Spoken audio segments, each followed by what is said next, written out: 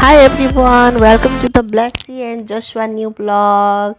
आज चाहिँ हामीहरू भाटबटिनी घुम्न गएको थियौं। भैरुवाको भाटबटिनी एकदमै राम्रो छ घुम्नको लागि, खाना खानको लागि अनि त्यसपछि शपिङहरु गर्नको लागि।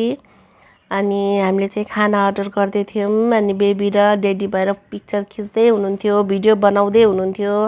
अनि चाहिँ यहाँ चाहिँ सबै खाना मिठो हुन्छ, तर मलाई चाहिँ मोमो र पिज्जा चाहिँ अलि फ्रेश लाग्छ, 100 आउट अफ 100। अरु चाहिँ मलाई 80-70 लाग्छ। I hope you guys understand हैन। अनि फ्रेश लाग्छ भन्न खोजेको चाहिँ।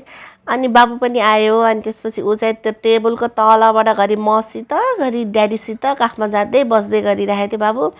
अनि उलाई चाहिँ मस्ती गर्नु एकदमै मन पर्छ।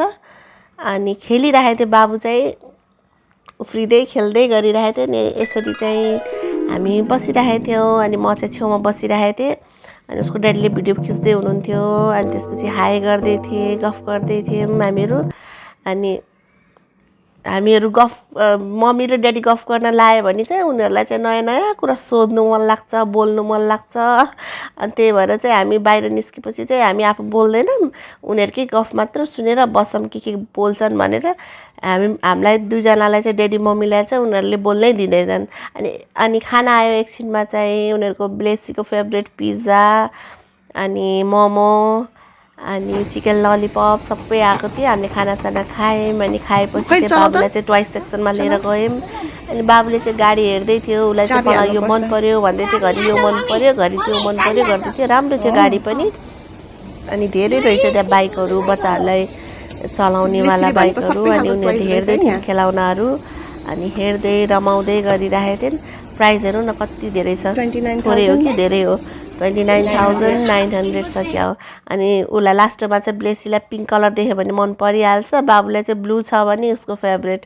अनि यसरी चाहिँ हामीले फोटो खिच्यौं। अनि त्यसपछि त्यहाँबाट आउँदा आउँदै चाहिँ हामीले नानीहरुलाई स्केटिङ लिएर गयौं घर आएर। अनि चाहिँ नानीहरु स्केटिङ गर्दै थिए अनि कम्फर्टेबल बनाएको थिएन, खेल्दै गरिरहेको थियो। भोलिपल्टको दिन हो है यो इभिनिङको टाइम। फेरि नेक्स्ट डेको इभिनिङ हामी पौवामा गएको थियौं नानीहरुलाई घुमाउनको लागि।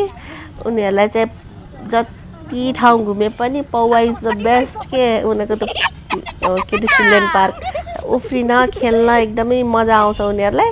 खेल्दै थिएन, उफ्रिदै थिएन अनि जम्प गर्दै हँसाउँदै थियो। बाबु चाहिँ बोल्दैन धेरै, तर बोल्यो भने चाहिँ धेरै फनी टाइपको एकदमै फनी छ। उ चाहिँ फन गर्दै बस्छ। उ दिदी पनि कम छैन, ब्लेसी पनि यति फन गर्छिन्।